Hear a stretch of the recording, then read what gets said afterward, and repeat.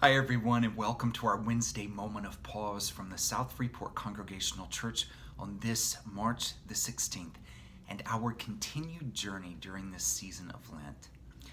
I have to confess that I have never really been one that wants to concentrate on a central theme and have a theme carry us through a long period of time.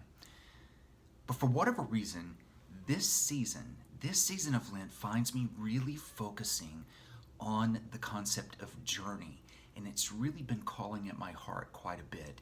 And so over the next few devotionals, you'll continue to hear me talk about us being on this collective journey as we make our way toward the cross on Easter morning.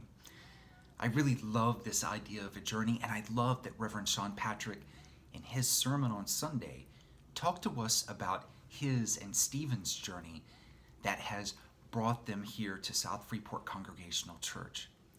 He talked about as a congregation that we too have been on this collective journey as we have been seeking to find and now to call our new settled pastor in Reverend Sean Patrick.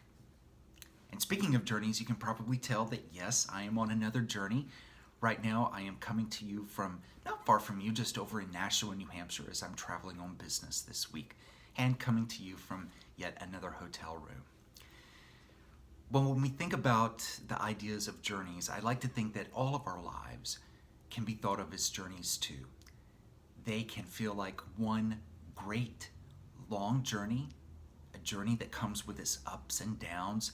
It comes with its good and not so good days. It comes with joys and sorrows, laughters and tears. And the thing about it is that no two journeys are alike. We are all on our own individual paths, our individual journeys. And in this life, in those journeys, there are days where it feels like that life is good, the pace is comfortable. And then there are those days where it feels like we are running an absolute race. It feels like life is beating us at every turn. And there are days where we are simply exhausted with the race, where we may feel hopeless and where we may feel that we want to give up. I want to share some scripture with you this morning that's from Hebrews chapter 12, verses 1 and 2. And in that we read, "Let us run with perseverance the race that is set before us, looking to Jesus, the pioneer and the perfecter of our faith, who for the sake of the joy that was set before him endured the cross, disregarding its shame, and has taken his seat at the right hand of the throne of God." I don't know about you, but I'm not a runner, and the thought of running a race exhausts me before I even begin.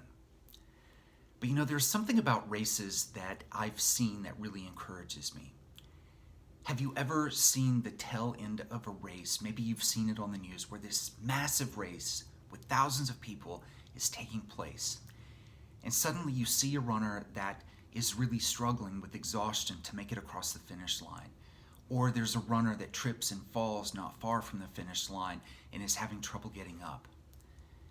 It has always encouraged me where suddenly you will see all of these racers that will stop their own race to pick up the person and help them get across the finish line, whether that's carrying them or whether that's supporting them. But there are people that rally around and help get that person across the finish line. It reminds me that in the race of life, these races that we run during our journeys, that it's something that we don't have to do alone. Along this journey of life, when it feels like we're running a race that we feel that we can't win, I invite you to take heart in knowing that there is a crowd of other racers with you. And that crowd is made up of the presence of God, the Spirit of Christ that is living within each one of us. It is made up of other racers, of friends, family, loved ones. And it is made up of all of your beloved members here at South Freeport Congregational Church that's here to carry you, to help you, whatever life is throwing at you in your individual race.